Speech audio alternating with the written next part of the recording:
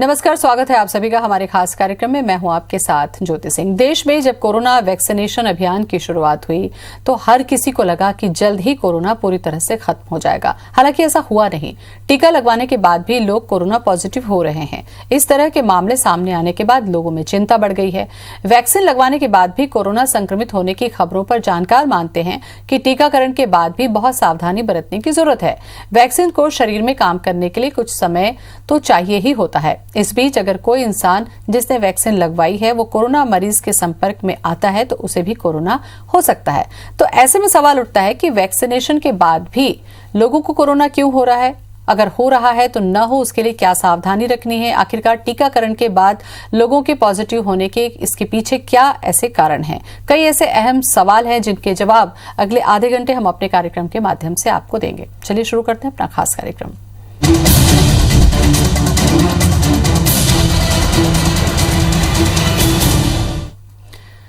और उस पर ज्यादा जानकारी देने के लिए आज हमारे साथ जुड़ रही हैं chest specialist doctor Sonali Trivedi. Doctor Sonali, बहुत बहुत स्वागत है आपका हमारे इस कार्यक्रम में। सोनाली, बहुत बहुत स्वागत है आपका हमारे इस कार्यक्रम में। धन्यवाद आपका भी। डॉक्टर सोनाली, सबसे पहला सवाल जो है वो कोरोना महामारी से बचने के तौर पर ब्रह्मास्त्र के जैसे हम समझते हैं कि हमने वैक्सीन लगवा ली और हम सुरक्षित हो गए। सबसे पहले तो यही बताइए कि वैक्सीन क्या है, किस तरीके से मनुष्य के शरीर में ये काम करती है? देखिए, वैक्सीन एक तरह का किसी भी बीमारी के रोकथाम के लिए लगाई जाती है और ये हमारे इम्यून सिस्टम को एक तरह से स्टिमुलेट करता है। जैसे कि आपके बॉडी को पहचान कराता है कि इस तरह का वायरस या इस तरह के बैक्टीरिया आपको अगर आते हैं आपके शरीर में तो उससे आपके जो बॉडी के सेल्स हैं वो कैसे लड़ेंगे। तो वैक्सीन का मेन मकसद यही होता है कि वो आपकी किसी भी बीमारी से आपकी सिर्फ रोकथाम करता है। रोकथाम का मतलब ये नहीं कि पूरी तरह से आप डिसीज फ्री हो जाएंगे। वैक्सीन लगने के बाद भी आपको वो बीमारी हो सकती है, लेकिन हाँ, उससे इतनी सीवियरिटी नहीं होगी, मतलब उतनी गंभीर बीमारी से आप बचे रहेंगे और आपकी बॉडी या आपका इम्यून सिस्टम पहले से ही उस बीमारी के प्रति जागरूक रहेगा। बिल्कुल। डॉक्टर सोनाली, जैसा कि वैक्सीन को लेकर यानी कि टीकाकरण को लेकर आम जो लोग हैं, मैं आम लोगों का जिक्र इसलिए कर रही हूं क्योंकि जो दूर दराज गांव में लोग हैं जो बहुत ज़्यादा पढ़े लिखे नहीं हैं, जिनको जो आप बताएंगे वो वही समझते हैं, वो लोग ये कह रहे हैं कि कोरोना की जो वैक्सीन है वो लगाने से हम मर जाएंगे या इसको लगाने के बाद कई लोगों की डेथ हुई है, कई लोगों का हाथ काम नहीं कर रहा है। ऐसी जब भ्रामक जानकारियां लोगों के बीच में वैक्सीन को लेकर पहुंचेगी तो इसमें हम दूर कैसे करें? जागरूकता कितनी ज़रूरत है? देखिए, वैक्सीन के बारे में पिछले 1 वर्ष से कोरोना जब से कोविड-19 हमारे आया है तभी से कई तरह की भ्रांतियां चल रही हैं। शुरू में तो बीमारी को लेकर भ्रांतियां थी, अब जब वैक्सीन बन गया है और कई सारे कंपनीज से के वैक्सीन आ गए हैं हमारे यहाँ, उसके बाद भी भ्रांतियां ये वो फैल रही हैं लोगों में कि इसको लेने से, एक तो सबसे पहली बात कि इसको लेने से पूरी तरह से आप सुरक्षित नहीं हो जाते हैं। पूरी तरह से सुरक्षित का मतलब उसके बाद भी अगर आप वैक्सीन लेते हैं उसके बाद भी आपको यूनिवर्सल प्रिकॉशन जैसे कि मास्क, 2 गज की दूरी, रिपीटेड हैंड सैनिटाइजेशन, बार बार हाथ धोना है, भीड़ भाड़ वाली जगह में आपको नहीं जाना है, ये सब सावधानियां आपको अभी भी बरतनी पड़ेगी क्योंकि कोई भी वैक्सीन को काम करने के लिए कम से कम 2 से 6 हफ्ते लगते हैं। और उसी बीच अगर आप किसी कोरोना मरीज के संपर्क में आते हैं तो बहुत ज़्यादा चांसेस हैं कि आपको बीमारी हो जाए, लेकिन हाँ, वैक्सीन से ये जरूर है कि आपको उतना सीवियर बीमारी नहीं होगी। बिल्कुल। वैक्सीनेशन पर अब हम चर्चा कर लें, चूंकि अब 18+ वालों को भी वैक्सीन लग रही है। डॉक्टर सोनाली, तो सबसे पहला डोज जब वैक्सीन लगवाने के लिए कोई भी पहुंचता है तो सबके मन में एक कहीं ना कहीं डर तो रहता है। वो बताइए आप कि पहले जब वैक्सीन आप लगवा रहे हैं तो आपको क्या सावधानी बरतने की जरूरत है, किन्हें लग सकती है और किन्हें नहीं लग सकती? वैक्सीन एज ए होल, जो वैक्सीन के कंपोनेंट होते हैं उसमें एक जो एडजुवेंट होता है जो वैक्सीन को का पहुंचाने के लिए जो मदद करता है हमारे शरीर में, उससे एलर्जी हो सकती है, लेकिन वो बहुत ही रेयर चांसेस है, बहुत मतलब 0.002% चांसेस हैं कि इससे एलर्जी हो। तो इसलिए सबसे पहले तो अपने दिमाग में ये निकाल देना चाहिए कि हमको कुछ रिएक्शन हो सकता है। और वैक्सीन लगवाने के पहले आप ये अश्योर कर लें कि आपको सर्दी, खांसी, जुकाम या किसी भी प्रकार का कोई इन्फेक्शन ना हो या बुखार ना आ रहा हो, वो सबसे ज़्यादा ज़रूरी है। और उसके साथ आपको ये भी देखना है कि जो आपको अगर कोई गंभीर बीमारी है, जैसे कि डायबिटीज़, ब्लड प्रेशर और अन्य कोई बीमारी जिसमें कि इम्यूनिटी हमारी कम होती है, उसकी दवाइयाँ भी आपकी प्रॉपर चल रही हैं कि नहीं, वो भी आपको देखना है।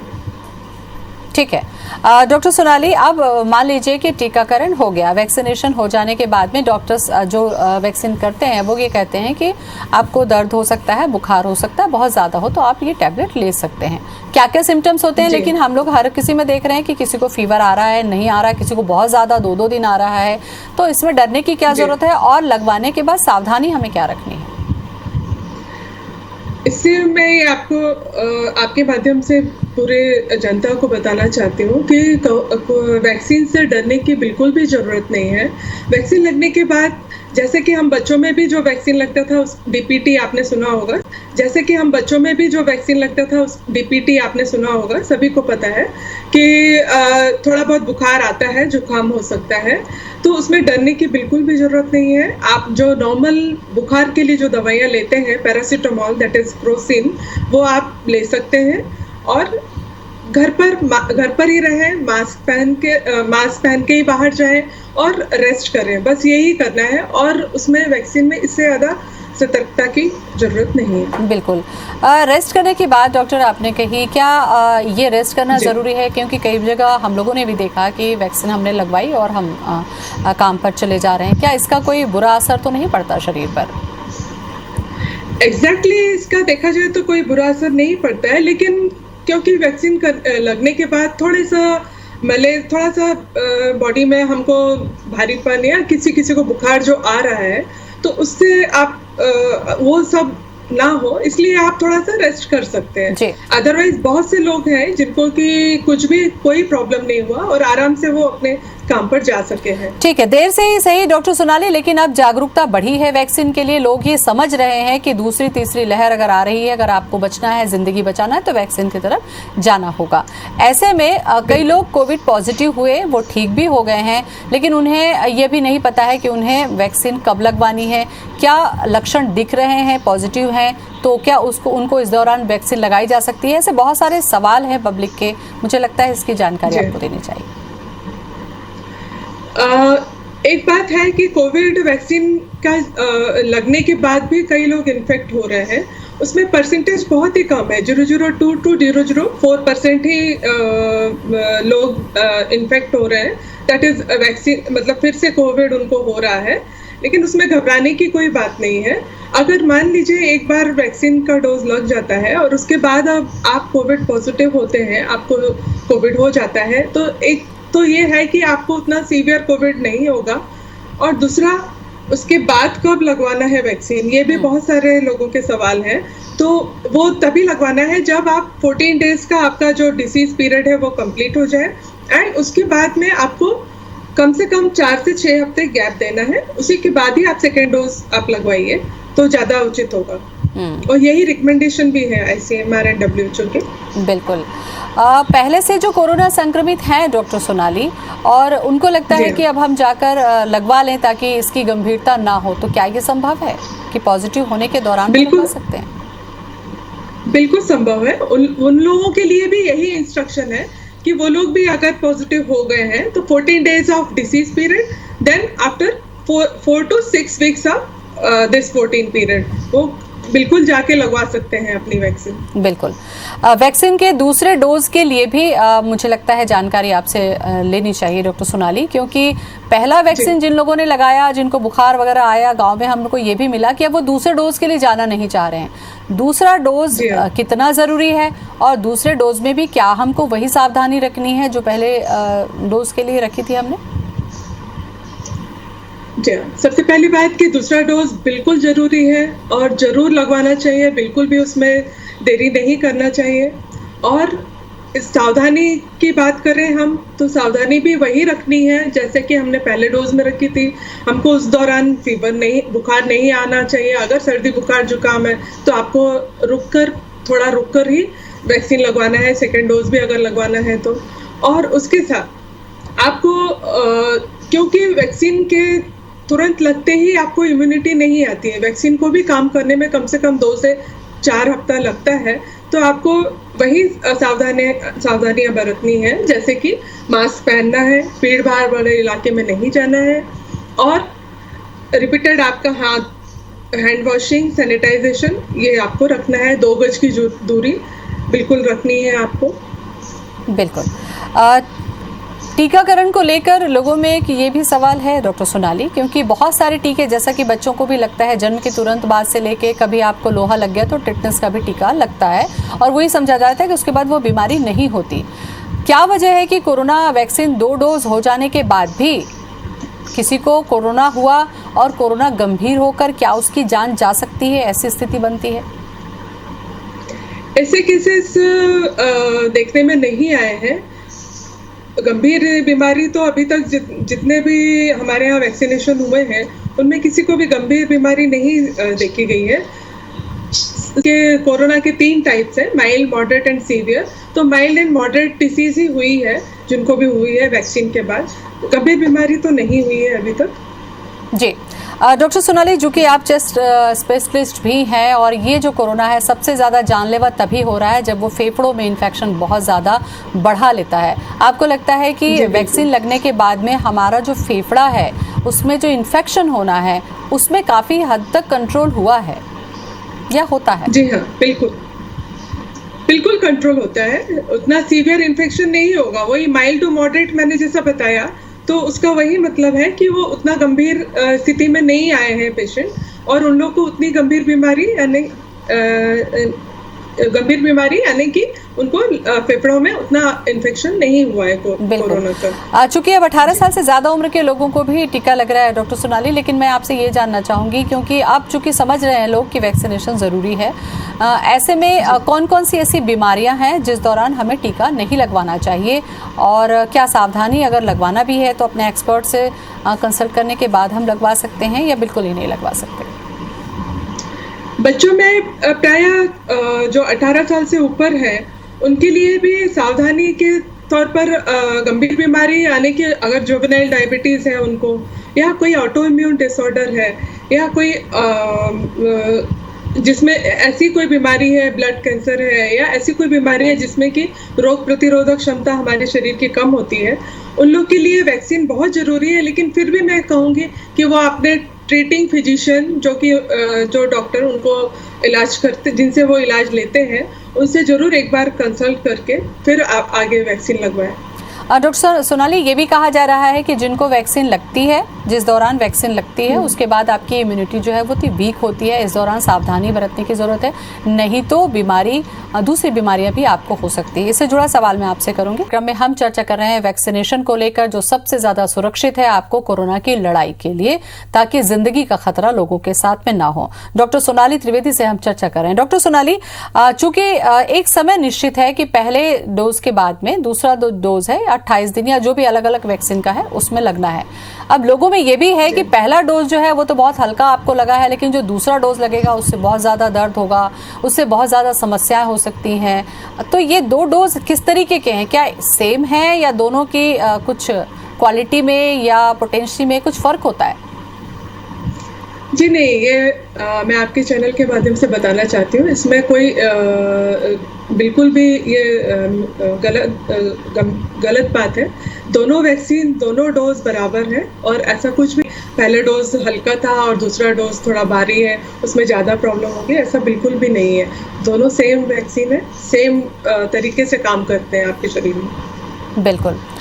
लोगों की सामान्य जिज्ञासा है कि दूसरा डोज कंप्लीट होने के बाद में कितना वक्त हमें देना होगा अपने शरीर को, ताकि ये जो वैक्सीन है वो काम करने लगे या एक्टिवेट हो जाए या हमको सुरक्षित कर ले?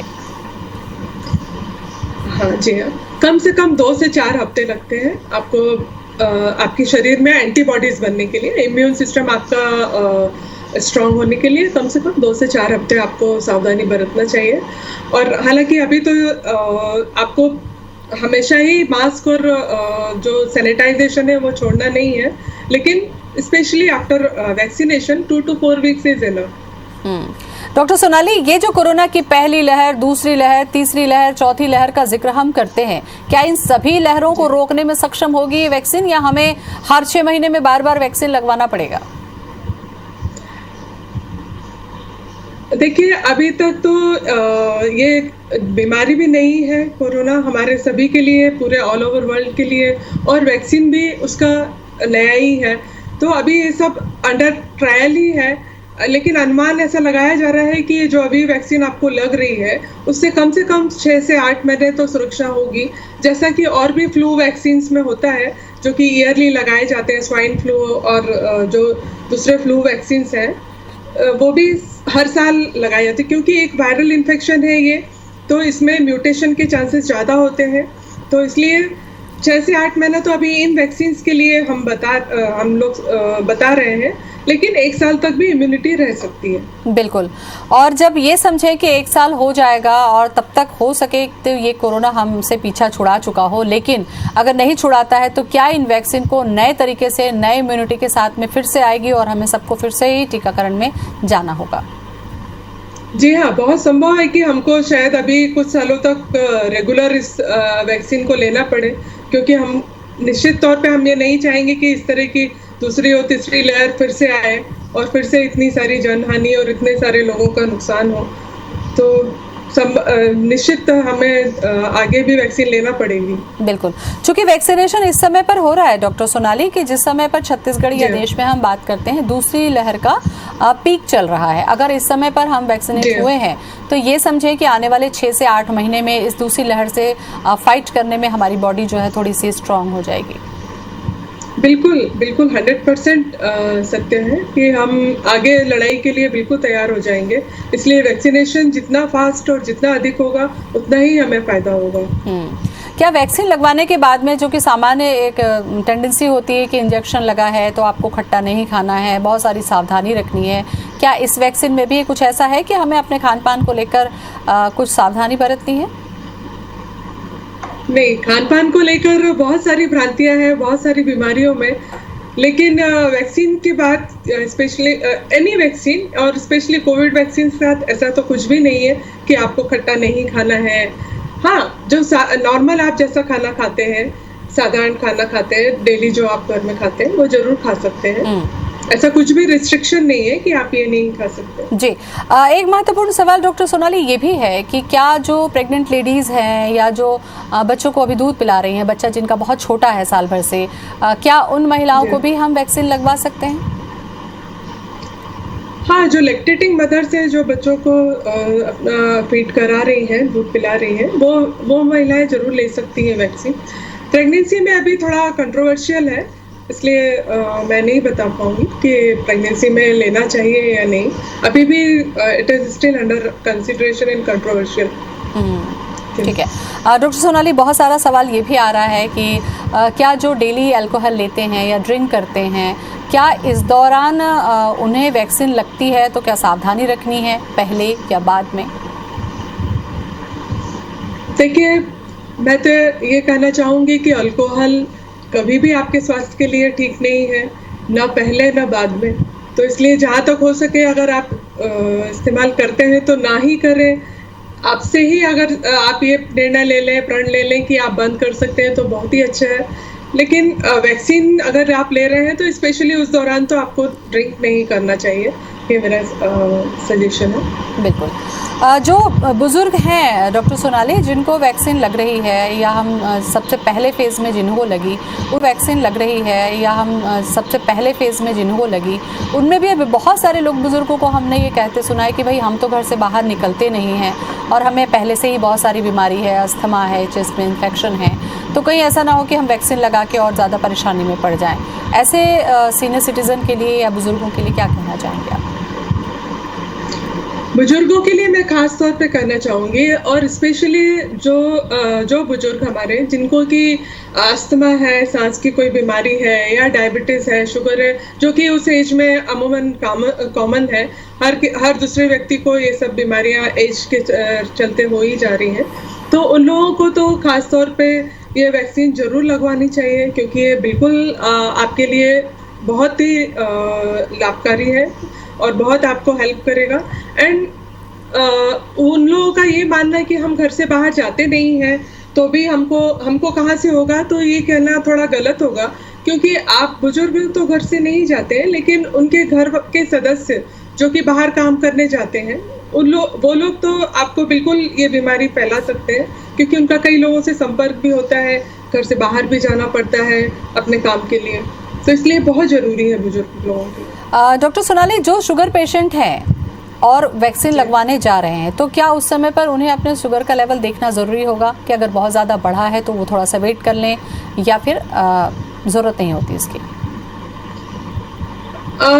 डायरेक्टली तो कोई ज़रूरत नहीं है, लेकिन फिर भी शुगर कंट्रोल में रहना बहुत ज़रूरी है, क्योंकि उस दौरान अगर आपको कोई इन्फेक्शन लगता है तो उसकी गंभीरता ज़्यादा हो सकती है। तो इसीलिए शुगर लेवल तो आप हमेशा चेक करना ही है, और वैक्सीन के पहले भी चेक होना चाहिए, और आपका कंट्रोल में भी होना चाहिए। डॉक्टर सोनाली, चेस्ट स्पेशलिस्ट हैं आप, और ज़्यादातर मौत लंग्स इन्फेक्शन में होने के बाद, वेंटिलेटर में जाने के बाद में हो रही है।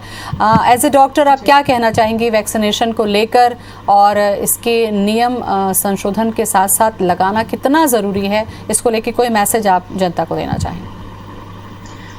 जी हाँ, मैं आपके चैनल के माध्यम से मैं सभी छत्तीसगढ़ वासी और हमारे पूरे देश के लोगों को मैं यही कहना चाहूँगी कि वैक्सीन आपके लिए बहुत ज़रूरी है। कृपा करके आप वैक्सीन ज़रूर लगवाइए, दोनों डोज लगवाइए। इसमें कोई भ्रांति ना पालें कि इसके लगवाने से हमें कोई भी गंभीर बीमारी हो जाएगी या इसके लगवाने से हमें कुछ और प्रॉब्लम हो जाएगी, ऐसा कुछ भी नहीं है। कृपा आप अपने आसपास के लोगों को भी जागरूक करिए और आप स्वयं भी वैक्सीन लगवाइए। यही मेरा संदेश है। बिल्कुल, मुझे लगता है कि आपका ये संदेश, चूँकि आप डॉक्टर हैं, आपके कहने से हमारे छत्तीसगढ़ और मध्य प्रदेश के और देश की जनता समझेगी और वैक्सीनेशन के लिए आगे बढ़ेंगी। बहुत बहुत शुक्रिया आपका डॉक्टर सोनाली, जानकारी के लिए। Thank you.